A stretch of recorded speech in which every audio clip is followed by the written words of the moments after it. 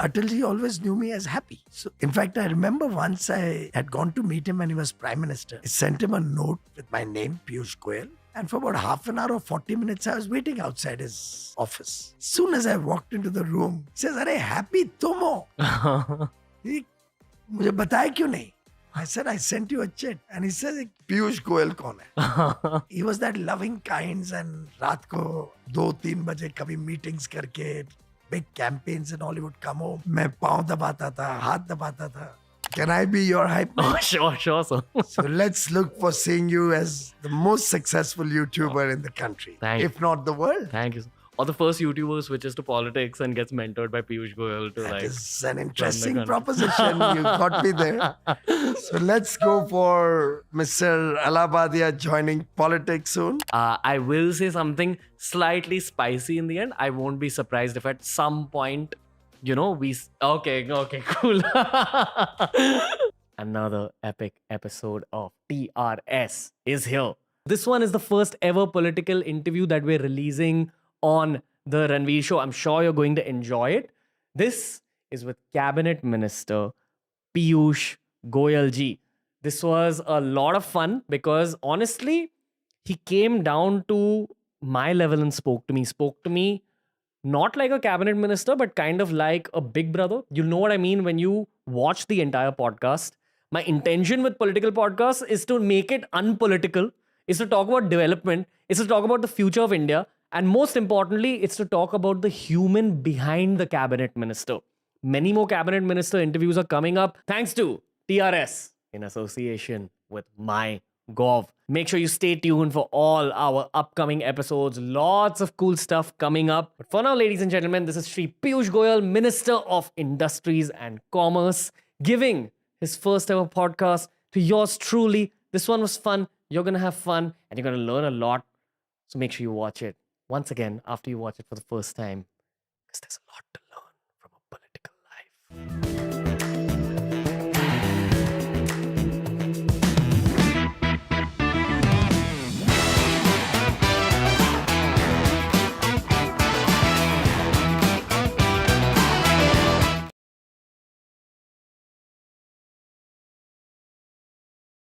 Piyush Goyal, sir, how are you?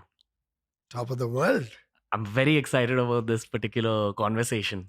Me too. I didn't know so much about your podcast till recently, and it looks to be an exciting format. No, I'm very excited to be having this conversation with you because I have often seen you on television schooling some people. And schooling is always an outcome of a lot of data and experience. Every episode, I do a lot of research. And I can never bring up research points, but I can read between the lines of my research. The one thing that stuck out is, do you watch cricket by any chance? A little bit? In the earlier days, now we don't get the time. I would like to call you a bit of an all-rounder in this political world. You've handled so many different ministries, done so many different things. Actually, that was a great opportunity because you learn so much, when you're moved around in areas which are technical like power and renewable energy. Was very exciting when you're looking at sustainability and the new age energy sources. I got a brief stint in finance, which was great learnings also. Ran the railways, which was a unique experience, the largest employer in the country after the army and the paramilitary forces. So I think everywhere I gained a lot. I learned a lot. How do you begin? Like, how does the studying begin? Say you're given a new ministry.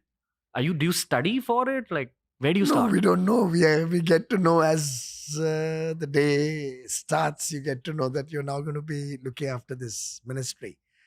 But I think the trick of the trade is, the first rule I tell all my colleagues is, forget everything we've done in the past. Don't ever tell me this is how we used to do it. We look at everything afresh. I learn, you relearn. Okay. Can I shift gears now? Anywhere. Are you happy in life? I love it. Yeah. What's the best and worst things about your life?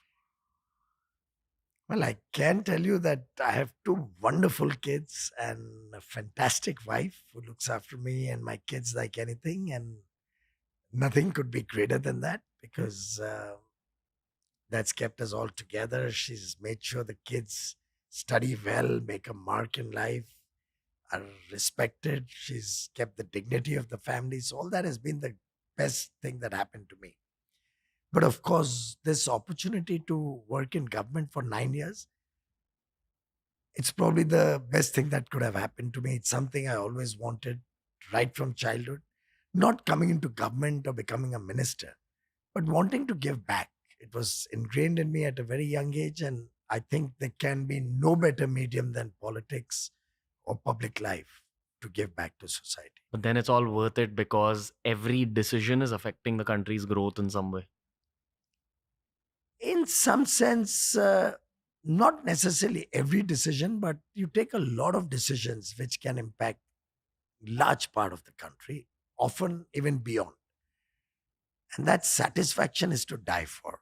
Hmm. Really, it's something that I've always craved, and the reason why I wanted to be in politics, and the satisfaction you get, let's say, when the prime minister announces that in COVID, we're going to give double the normal food grain to 80 crore people free of cost so that not a single child sleeps hungry.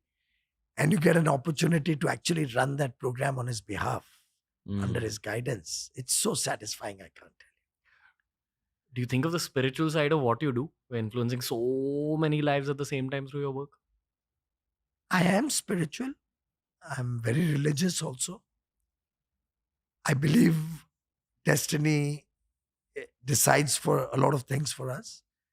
And clearly, if I'm able to do good for a large set of people, particularly our brother Indians, brother and sisters from our homeland, it is a lot of satisfaction. Okay.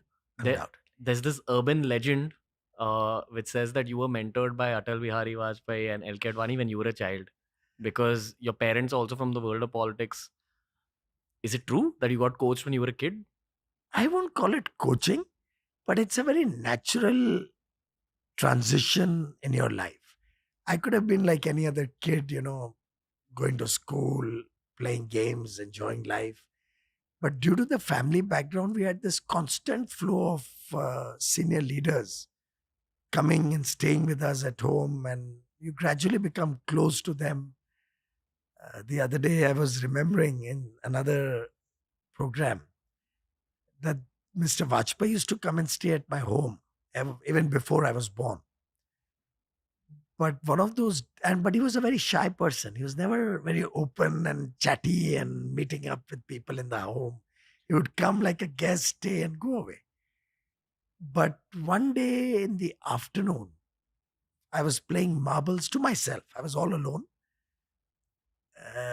We had a wall-to-wall carpet, so it was easy to play marbles on that. And I was trying to hit a marble barely 3 or 4 feet away, and I was very bad at sports. Always bad at sports, any sort. That's why we do so many podcasts today to make up for that void on the inside. That's why we take up so many ministries. No, I'm kidding. And he came in, and he was nice and big in a lungi. He came in. He plonked himself on a puffy there. He took the marble from me, and something stick to your mind. He used the small finger. I still remember it, like as if it happened yesterday. And with this small finger on his knee, the thumb, and he goes 8 feet away, bang, hits the marble. And I think I became his fan that day. It was a day which made him very close to me. We started chatting with each other. There were times when people used to say that he's refusing to do a program, Piyush, now you have to go and get him to do it. In fact, he didn't know my name till he became prime minister. He only knew me with my pet name. He just didn't know who Piyush Goyal is. What was your pet name? Happy. Okay. That also was kept by somebody who would come home from within our RSS circles. And he saw me as a child in the cradle, and he said, oh, he's so happy, we should call him Happy. So my name became Happy. And Atalji always knew me as Happy. So in fact, I remember once I had gone to meet him when he was prime minister. I sent him a note with my name, Piyush Goyal, went in. And for about half an hour or 40 minutes, I was waiting outside his office. And after 30, 40 minutes, I said, if he's not called me, maybe I should go. So I told his secretary that, look, I'm leaving now. I must have got surprised that somebody has got an appointment to come and meet the Prime Minister and he's walking away without meeting. So he said, give me a moment. He went in, came out. He said, you've been called inside. As soon as I walked into the room, he says, अरे happy तुम हो? He, मुझे बताया क्यों नहीं? I said, I sent you a chat. And he says, Piyush Goyal कौन है? So he was that loving kinds, and रात को 2-3 बजे कभी meetings करके, big campaigns and all, he would come home. मैं पाँव दबाता था, हाथ दबाता था. He used to really tire himself out. And those days there were no luxuries. You had to travel in a non-air conditioned Fiat car, driving 100, 200 kilometers to do public meetings late into the night, come home. So he used to be really tired and in pain. But he would always ask, how's the family? तुम क्या कर रहे हो? School में क्या हो रहा है? बाहर क्या लोग बोलते हैं? बाहर क्या बातें सुनते हो? स्कूल में बाकी बच्चे क्या बोलते हैं? He always was very keen to have a feedback, what the young people are saying, what I hear outside, what other people who come home are saying. So it became a beautiful relationship, almost till the end. And I think those memories are really something I'll carry with me all through my life. What was his most special human trait that gave him that kind of legacy, according to you? He was very, very humanitarian. He believed that this country deserves better, that we can do so much more for the nation. He was a poet at heart, always. In fact, I remember once he comes home in the afternoon and gives me a diary in which he had probably penned down some poetry in the journey to Mumbai. And he gives it to me and he says, "Ye padho." And he left it with me. Now, Atalji as a poet was not one of those who used to always rhyme his sentences. And I don't know about you, but what we learned about poetry in school was you have to rhyme. You have to rhyme and then say dime or whatever. It has to rhyme. You say school and then you use another word which rhymes with school. Maybe fool. Yeah. But his poetry was not rhyming. So when he came back in the night, I said, Chacha ji, I used to call him Chacha ji, ये क्या लिखा है? तो कुछ समझ ही नहीं आ रहा है. वैसे भी उनकी हिंदी इतनी हाई फ्लाइंग थी, कुछ समझ ही नहीं आ रहा था. And he took it from me, just kept it aside. But it was that lovely relationship where I could tell him that. But did you notice any fiery tiger style leader in him at all? Was there anything that gave that away? Or it was all on the inside? He wasn't very fiery. He was a very fun-loving, simple man. Very simple life he led. Okay. But a deep thinker. I know that he used to be thinking very, very much about the nation, about what's happening in the country, what could be done better. He was always concerned that the people deserve better. And I think his unfinished agenda, frankly, Prime Minister Modi has taken forward very, very ably. And I get a chance to work with Mr. Modi and to contribute a little bit is a matter of great satisfaction. Do you think you become better with age as a leader? I think different people have different experiences. And within each person, you have both the good and the bad. So maybe some of your habits don't die. And with age, they get worse. But you also mature with age. You also sober down with age. You also start becoming more wiser or compassionate with age. So it's a mixed bag. Like, probably the one thing that increases for everyone is empathy or compassion. Probably. Not necessarily for everyone. I hope it would increase for everyone. The world would be a better place to live in. Certainly it has in me. Today also, when I recount that Mr. Modi is the first Prime Minister who thought of our sisters, our mothers, our daughters not having a toilet to go to. Half the country didn't have toilets until 2014. Yeah. Now, so many governments came and went. Nobody thought about a simple thing like a toilet. And here you have a Prime Minister who spends nearly $20 billion just building toilets for the poor. But imagine what a great matter of satisfaction it is to all of us that we protected the dignity of our women folk. Yeah. It's a small thing. People ridiculed him when he talked about cleanliness, Swachh Abhiyan, Swachh Bharat Abhiyan on 15th August 2014. But today we realize the game-changing dimensions that it has.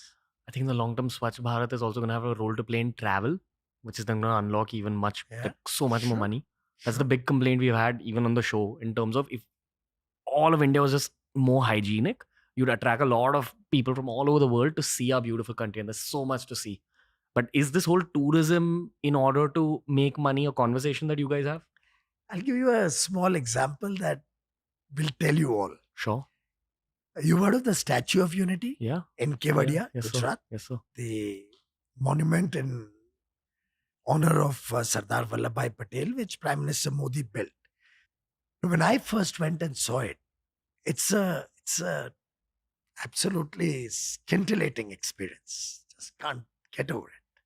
The museum, the whole facilities, the whole ecosystem that's developing around it. I'd gone actually to do the Bhumi Pujan, the groundbreaking ceremony for a railway station to bring rail connectivity, which we did in a record time to the Statue of Unity. When I came back, I went to meet him and I was telling him how much I enjoyed visiting the place. You know, the Narmada Dam in the background with water behind it. It's just truly awe-inspiring. So while I was talking to him, I said, sir, I can see that we could possibly have a 1 lakh crore ecosystem around it with tourists coming in and we can create facilities and also. He looks up at me and he says, do you think I've just created a statue? Obviously, the whole intention is that we create the whole ecosystem. It's a tribal area. People will benefit. People will get work. People will get jobs. We'll have millions of tourists coming over there. We'll transform that whole area. And believe me, today, we have millions of tourists going there a year, both national and international. You can't go to the top because it's full pack the whole day. Getting a seat onto the lift to go up is very, very difficult. Unless you book in advance, which is all, of course, technologically enabled online. But you can spend 3 or 4 days there and enjoy the whole experience. And I realized that Prime Minister Modi was actually thinking 3 or 4 steps ahead of what any of us imagined when we were all talking about the Statue of Unity. Gotcha. Similarly, when you look at Banaras, I don't know, did you get a chance to go to Banaras? I have, sir. We recorded a lot of videos there. Recently? Yes. With the new temple? Yes. Complex? Yes, sir. My God, have you seen it before? I have actually. Yeah. So you can see the dimensions of change there? Yeah. Now, I recently was told that the number of people who visit that temple is now 10x. And it's been only a short period of time, a year and a half now. This way it's going, I think we can set up probably 50 or 100 hotels in Banaras. Yeah. And it'll fall short. Yeah. It's a bit of a rudimentary question, but I get this question from a lot of my white friends and my friends from Africa and Arab friends. They ask a lot about the jungles, the beaches, and the mountains. So is this also something you guys focus on developing? Of course, it's biodiversity at its best in Okay. India. When the world is talking about sustainability, we have always believed in sustainability. How do you convince the common man to be even more hygienic? I think that's the main kind of problem right now. You know, it comes very naturally. You don't need to do much. Just keep the place clean for a few days. Okay. Nobody will ever dirty it. Okay. In this room, will you dare to, or will you even think of throwing something on the ground? You won't. But if there was a small pile of garbage there, while walking out, you wouldn't have minded a piece of paper or a tissue paper. You wouldn't, because it already looks like a garbage dump. The idea is we have to get the place cleaned up once. Maintenance of cleanliness is not very expensive. Okay. Human being intrinsically likes cleanliness. Yeah. Tell me, even the poorest of poor in the village also, he keeps his own village, his heart, his surroundings very clean. Yeah. I feel there was a lot of wrong things that happened because of colonialism in India. Systems were messed up. Lots of things were messed up. And over the last 75 years, we've been cleaning up the mess. And now it's that final 20% that's left, where we're trying to undo mindsets, be it in education, be it even about hygiene. I don't think traditionally we're unhygienic. I don't know how it's gotten introduced, but it's my theory. Something's gone on there. Maybe it's a conspiracy theory. I don't know. Well, I wouldn't get down to conspiracies on this.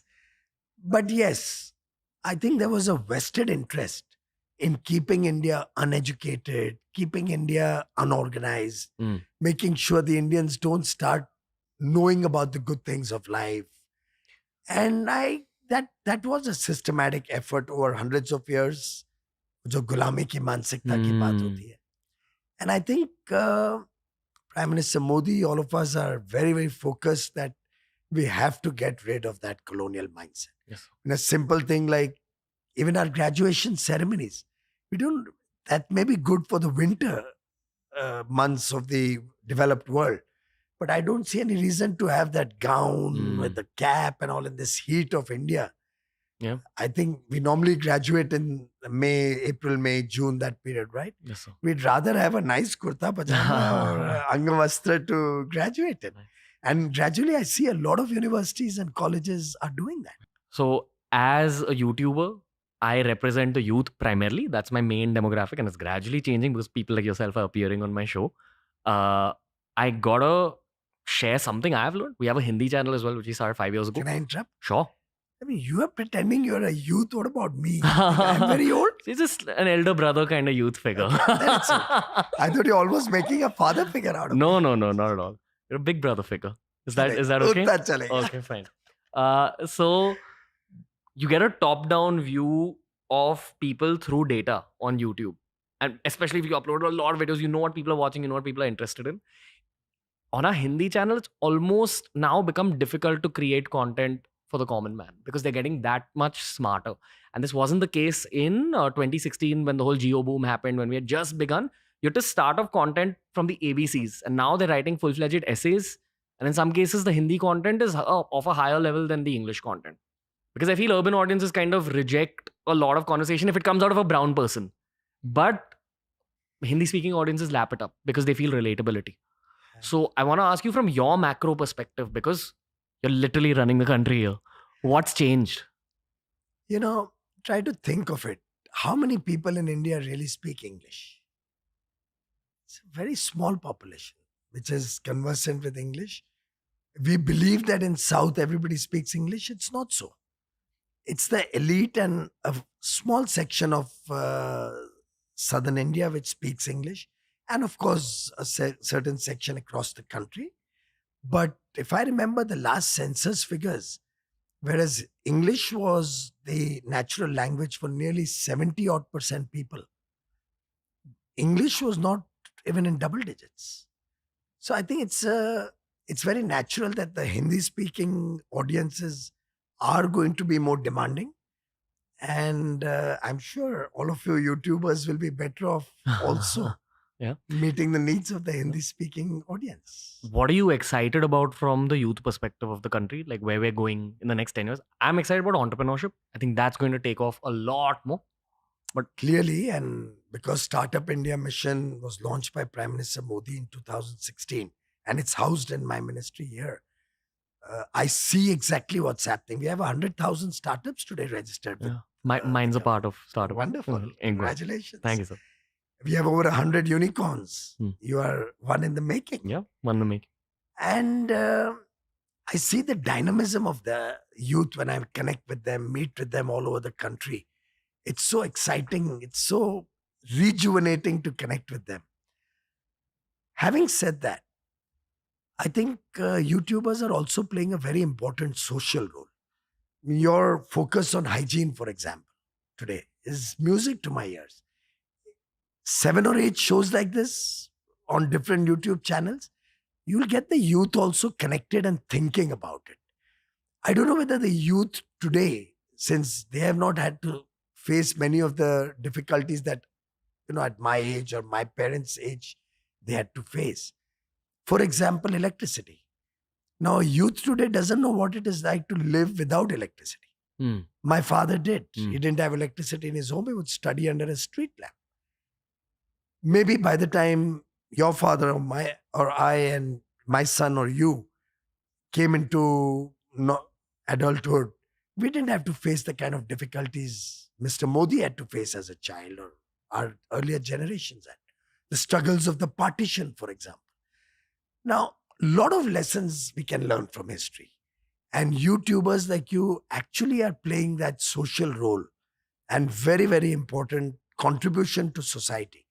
That when you propagate the past, the present, you generate hope for the future. Hmm. And I think that aspirational India, the 140 crore Indians, today, with their basic needs largely taken care of, aspiring for all the good things of life that they see on internet, that they see on your show, that they see on television, that's what is driving India. Okay. That's going to supercharge the future of India. Just do more of what we're doing. That's Do basically lots more. okay. How do we work with the government to just help you guys? I'm gonna make a bit of a sharp statement here. I strongly believe you guys are gonna be in power for a very long time. So we might as well talk about a 5, 10, 15, 20-year plan. How do influencers like social media folks help you guys more to take the country further? Don't help the government, help the country. Okay. Your job is to take care of the country's interests. And then you'll automatically be helping us, you'll be helping everybody. Like entrepreneurship again. No, now let me put it this way. First of all, we need to generate the confidence in our people. Every Indian should feel confident that together we can make India a developed nation. Now imagine if 10 of you at different forums talk about bold, big measures that we are all going to take together to make India a prosperous nation. It'll rub off on others. Gotcha. It'll excite people to do more. Okay. Integrity and a corruption-free India. Hmm. Suppose more and more of you talk about it. Giving a bribe is worse, if you ask me, than the guy who's asking for it. Make your voice vocal. Speak about it. Speak up against such people. Okay. Let's get the youth of India, encourage them to fight against corruption. Let's encourage the youth of India to go in for skills rather than just degrees. Okay. Let's pass on the message that there's no work which is demeaning. You'll have a Bill Gates son or daughter working in a McDonald's in America. There's dignity of labor. If we can spread the word of dignity of labor. Gotcha. I can continue on and on, but believe me, government cannot do everything. We are all in it together. And if we are all going to align ourselves, keeping only one basic fundamental in mind, that we are not going to fall prey to misinformation. We are not going to become proponents of misinformation. We are not going to start trying to appease a section of society or dividing society. We're going to be trying to get everybody connected and connected with hope for the future, with confidence for the future. Okay. No power on earth can stop Okay. India, my friend. Okay. I carry the word of the common man. If you talk to say an auto rickshaw driver, and if I had to tell him that I'm interviewing politicians on my show, one of the first reactions is, "Arey, sab corrupt hote hain." It's like a very common stereotype. How much do you have to face this where people make assumptions about you guys? And how true is it? Like how murky is your world? I'm asking a very raw question here. Well, every field has its good and bad moments and good and bad attributes. There will be a few black sheep in every profession. You can't wish them away. Obviously, you desire that they're not successful and they don't succeed in their ways. But we see all around us, whether it's in business, whether it's in politics, whether it's in the bureaucracy, so much so that it could be in every walk of life, including technology world. Yeah. Right? So when an e-commerce site, let's say, uses an algorithm and guides customers' choice towards one direction, whoever gives them the highest premium or highest commission, I think that's as wrong as is somebody else cheating the public in another way. Yeah. So I think in every walk of life, there'll be the good, there'll be the bad, and there'll be the ugly. life is not black and white, my friend. Several Shades of gray. areas. Yeah. Okay. And I think all of us should make our sincerest attempt to work towards purity, to work towards white. And it's very much possible. I've been in government 9 years, and I have the courage of conviction to say that I didn't have to stray even once. Okay. And I was able to take decisions boldly. I was able to take decisions which were at times very impactful, at times could be misunderstood, but and very often, if not always, criticized by the opposition. But as Prime Minister Modi has given us that confidence, we have to stay the course. Yeah. We have to be self-confident. We have to believe in our abilities, our commitment, and our integrity. But then the pathway is very, very easy. Yeah. The question wasn't in any means a jibe at you. It was just like No, I a appreciate. like Politicians have earned themselves a lot of ill will. I think Mr. Modi is set out to try and improve things. I was asking you that question from the perspective of people my age wanting to get into politics and then fearing the shark pool. So tell us a little bit about the first steps in that shark pool. When you first came on the show and did this podcast, I'm sure you must have been a little fearful also. Yeah. Back in the day. Second time, Kept getting better. it's the same thing. Okay. Everybody who desires to serve in public life will have a little bit of trepidation, some fears, some concerns. And I tell you, it's the honest people who are always more scared. It's not the dishonest who's worried. It's the honest who's worried. And I respect that worry. But I still believe we need lots and lots of good people coming into public life. You know, I don't know if by the time you learned computers, this was being taught at all. But when I learned computers, one of the first things they would teach us is garbage in, garbage out. The computer is only processing whatever you feed it. Mm. Politics is somewhat like that. If we were all good people, willing to engage with politics, willing to get involved, willing to work despite a lot of adversity, we can truly transform the future of India. What's the I invite you to join politics. Maybe. If I find Why a mentor, you know, you never. I had this. I'm happy to offer myself. Really? Absolutely. If you are willing to look at society, look at your brothers and sisters in India, 140 crore Indians, as your responsibility, as people you care for, as people whose lives matter to you. I think you love being in politics. You can really contribute. Two questions. One, I know that anyone in the world of politics is a very sharp reader of people. So you've read something and I want to know what you've read in me. Two, what is the basic skill set you actually need? Like there has to be some sort of basic potential energy there. Like Kohli, the first time he picked up a bat, probably hit the ball well. So what's the basic skill set? I think, first of all, when it comes to you, I think your honesty shows, and you have a smile which is infectious. And in politics, both are very important.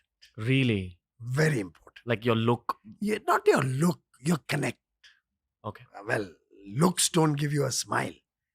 A smile has to come from within. Mm. And what people want are happy people. What people want are people who care for them. What people want is somebody who's empathetic to them, compassionate to them. You can do good politics, believe me. As can a lot of youngsters I come across these days. And I'm finding this increasingly becoming an area of choice for many youngsters. At the same time, continue your profession. Okay. Delve in politics, learn the ropes, but continue your professional career so that politics is not the means to an end. Gotcha. Politics should be your passion until you have enough for your family and your needs so that you can get full time into politics, which is why I'm able to do politics today, because I spent 30 years in the business world and am today self-sufficient. Same way, I think you don't need any great skill sets. You need to be true to yourself and the skill sets you pick up along the way. Oratory, for example.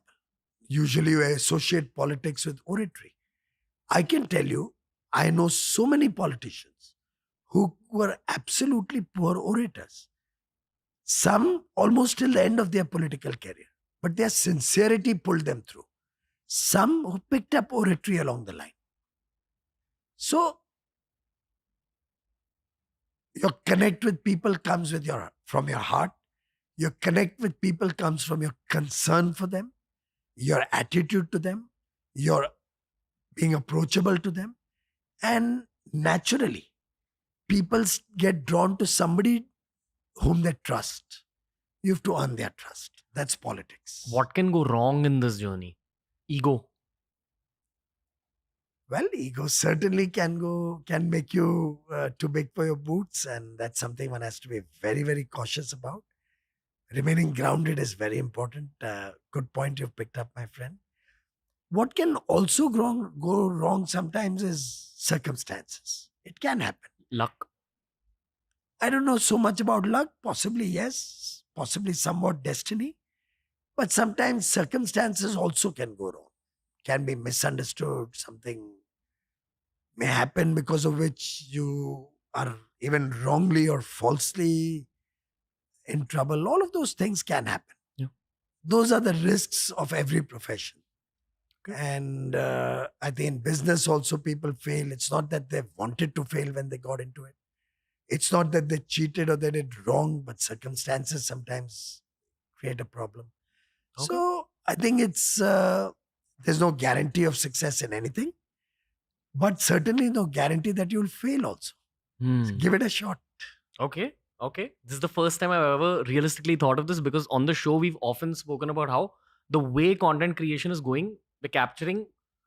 I mean, I'm saying this, it is like me blowing my trumpet, but content creators are capturing huge masses of people. So at some point, at least a few of the content creators will want to shift to the world of politics and make a difference to the country in another way. That'll be wonderful. It's not a crazy thought, right? Not at all. In fact, I would Okay. encourage you to invite people to come and maybe approach you. There are so many opportunities. In my office, for example, we have a lot of interns. We have a lot of young professionals, some of whom were here before the show started. We have a lot of them who would do very well in the private sector, in their business life and the service, but they want to experience what public life is. They want to experience what working in government is, what public policy is all about, Right. how laws are framed, how government thinks. And it's a very interesting experience. I would look at the entire cabinet as a bit of a team, PM Modi being a bit of a captain. How do you describe your own team? And I'd also definitely love to ask you, keeping sports in mind, comparing it to sports, sports has L's as well, losses. So if there's ever anything that goes wrong, what is the process? Like, do you all regroup and like talk about like a mistake? Like, do you all like what's the process to become better? See, very often the important part is the planning aspect. How well you've thought through a thing before you've implemented it. And if you have really looked at a project in full detail, you normally don't go wrong so easily. But yes, there can be mishaps. You can go wrong on some project or the other. And you have to have the big heart or the gumption to accept it and move forward. Very often you have to take a step back also if you've gone wrong. And I don't think that's very unnatural. In fact, if you feel you've never gone wrong, then that's something unnatural. Does it psychologically bother you guys at all when the internet acts the way it does if something goes wrong? When people are like throwing arrows, etc., etc. I think initially it does. Over a period of time, you learn to accept some of it as hazards of the job. What pains you only is when it's motivated or based on complete falsehood. It does hurt you a little bit. Okay. That, this is not what it is. This is not the truth. This is not what it was ever intended to be. Yes, that's not easy to accept. Okay. But otherwise, there are times when we have to take it in the spirit. There are times when you realize that everything hunky-dory and everything good may also not be very exciting for the world of internet and social media. They're like a little spice. So you will have to face flack. Fear and off and on. negativity spreads faster. I have to ask you, Are you thinking about the 2030s and 40s? Like, do you visualize that number? Like, I visualize it on a personal level, and I think of where social media is going, where the internet is going. I can't imagine how you guys think of those coming decades. Well, I, for one, am convinced that India is on a roll. What we have in India is unmatched with any other part of the world. We have a democracy, rules based government, decisive leadership. We are transparent in our operations, which many other countries which have developed in the recent past are not. And the world today is looking up both to India and India's leadership. Look at the kind of accolades Prime Minister Modi is getting wherever he goes. Have you ever heard of an Indian leader being called boss or the world's most loved leader by the Italian Prime Minister? Some of the kind of comments the US Commerce Secretary the other day on a public platform was commenting on Prime Minister Modi's deep knowledge of technology. What's the geopolitical angle here? Why are they doing this? Well, I think they can see India as a very, very important emerging power in Asia, which is the hotbed of a lot of serious concern. B, for the first time after many years, they're seeing India with an absolute majority government and a strong, decisive leader who's leading 1.4 billion people to becoming aspirational Indians asking for all the good things of life, which means there's going to be demand in India. There's going to be a big market. So they see a big business opportunity. They see a big investment opportunity. We in India also need that investment to be able to grow. We ourselves are looking to make India a $35, $40 trillion economy. We ourselves want to see that the most basic infrastructure across the country should be available to all. Every young child born in India should have access to clean water, electricity, a good home, a family which has healthcare, which has education, all the basic infrastructure of connectivity around them, digital connectivity, physical connectivity, and with skills contributing to a better tomorrow for India. Okay. Now, this kind of an India is possible. And with the relentless pace with which India is growing, next 4 or 5 years, 7 years down the road, I see an India which will be like driving the world. We will be in the driver's seat. Okay. Yeah, I have large hopes from the world of entrepreneurship. Again, I think that people don't know what's coming at them. When you talk to Gen Zs, people born after 1997, 98, it's very different mindset, much larger scale thought. So good times are coming. At least that's the optimist in me believing so. And I think you're an And I optimist. love that optimism. Keep it up. Never let it die. No, for sure. You're very entrepreneurial, but I've gotten to know that after having this conversation with you. Like, there's actually an entrepreneur in you. And I think that's a part of the reason you've been given these ministries, because in some ways they are the ones that fetch a lot of money for people in the country and for the country in general. Do you think that's played a role? Your investment banking It has past? hugely. I mean, right from the first day when I took charge in power or renewable energy and coal, I think both my education, the chartered accountancy and law that I learned as a student, my setting up a factory as an entrepreneur and a small scale unit at that. The project costs of my factory way back in the early 80s was only 19 lakh 80,000 rupees project cost. And the capital for that came from my father's pension, which he commuted, his superannuation funds, the pension, the provident fund, gratuity, leave encashment that you get after 30 years of service. That became my capital, which he was kind enough to give me, with which I started my small scale industry.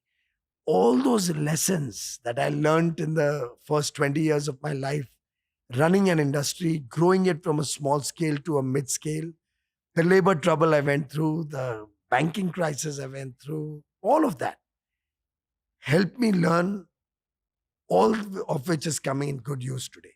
My investment banking stint of 14, 15 years helped me learn the world of finance, understand business, understand importance of uh, good management practices. And I think collectively, this experience is my biggest asset today. Okay. You're a lot of fun to talk to as well. Like, I'm able to flow with you. I don't know whether it's a Bombay connect. I think it's just two Bosco boys like connecting a little bit. So I'm having a lot of fun talking to you. I'm learning from you. There's a basic question I've had that I wanted to ask you from the start of this conversation. Mainly for the 13-year-olds watching this podcast, studying civics, what is a day in the life of a cabinet minister like? Is it a full barrage of like problems and strategy thrown at you? Because there's no way you know how a train exactly works, even though you're a railway minister. So there's got to be experts around you. Wherever there's experts, there's problems. That's what I'm assuming. And there's just a constant stream of tasks. You have a lot of personal life also. So don't ever imagine that we are just like machines. Really? So my morning tea with my wife, with almonds and fruit, and the news with the 20 different newspapers and the television blaring away is a must do. Can't start the day without that. Fortunately for me, and I think your viewers or listeners will also be commenting on my voice, I've had a throat problem all my life, probably hereditary in some sense. But during COVID, it used to be probably worse. And one day, sitting with the Honorable Prime Minister, he said, "You want to sort out your problem?" I said, "Of course." And he says, "You got to do yoga." And I still remember it was 16th of July 2020. Going to be 3 years now. He got me hooked onto yoga, Really? pranayam, and it's really been a game changer. Even as a professional, it's probably benefited you? Yes, because while you are doing all those asanas and pranayam and all, you don't have any other time to think about anything else. You're just following the instructor's directions. So it gives you a little bit of a peaceful time that kind of meet my time, you know. And post yoga, I'm a little religious, as I told you. I would have ideally liked to say my prayers, but it's always difficult to catch that in the morning. Then you are on the work trail, then you are on a crazy schedule. And For how? that's where I mess up. I mean, my lunch is at 5 o'clock in the evening sometimes. Dinner would be, I just had dinner before the show because I've got to go back home. I'm technically on antibiotics. And if I hadn't had that dinner, I would probably not be going back home tonight. Gotcha. So it's a natural family life like anybody else's. But during the day, it's a lot of work to catch up on, a lot of public engagements, a lot of meeting of people. When Parliament is in session, you're busy with Parliament. You're traveling very extensively throughout other parts of the country, even internationally. All of that is work. But then I don't sleep without saying my prayers. Wherever possible, I'll do my treadmill before I sleep. If it's too late in the night, I'll at least walk for about 45 minutes. And now you can start listening to podcasts on the treadmill. I listen to bhajans on the treadmill. Okay. So that also I've made as a routine. So that way I have to do it. It's Gotcha. made sure that I do my treadmill every day. Okay. Because I'm listening to the bhajans. Gotcha. And before I sleep, almost every night, thanks to COVID, there's a habit I picked up in COVID, and it's been a great habit. We watch one episode of any serial on the OTT platform. Very chilling, very relaxing. We watch some wonderful stuff on television. My wife and I, my kids are out, so we're just the two of us. It's our chill out time, but you sleep very peacefully because you've kind of got over the whole day's work. You enjoyed about 30 minutes or 40 minutes of television. I have just concluded The Rocket Boys. And I think that's a lovely day well spent before you get up the next morning. Do you look back at your entire political career as having one difficult phase? Like, is there some difficult phase you look back to and you're like, okay, that was challenging and character building? Is there anything like that? Yeah, you have those times. You have those If you guys. highlight it, it'll be picked up by marketing agencies who'll use it against you, right? Like that's what I'm assuming. It'll involve personalities, and it goes back so far behind. And most of them are, in any case, not here, so it doesn't make sense Okay. to discuss Okay. it. As you carry your career forward, you get better with the media, right? Because that's what happens in a YouTuber's life for sure. Well, that's for the media to judge. Really, I cannot. You're getting better with the media. Okay, fine, fair. This is why I'm saying I'm having fun talking to you. What I will say, I think we're almost at the end of this particular episode. So, how was your first podcasting experience? It's actually the first. I've never done it before. How- And doing it with a kid, if I may call I'm you 30, one. so I'm going to turn 30 in 2 days. But You'll have it's to gray your hair a little bit or something to look like 30. it's all the yoga. It's You all do the- yoga also? Yeah, lots. Oh, wow. I listen to bhajans on the treadmill. Not on the treadmill, but I listen to bhajans in the morning, in my shower. I listen to Bajrang Baan, if like that's something you're familiar with. Wow. Any. No, I listened to Aditya Hriday Stotra and Durga. Oh, Piyush Goyal, sir. Thank you. This was fun. Thank you. It was really wonderful. Wonderful meeting you, Likewise. and wish you all the very best. Do well in life. Thank you, sir. God bless you. Thank you so much. Just learning from you guys. This was my first true political podcast. Couldn't have asked for a better guest.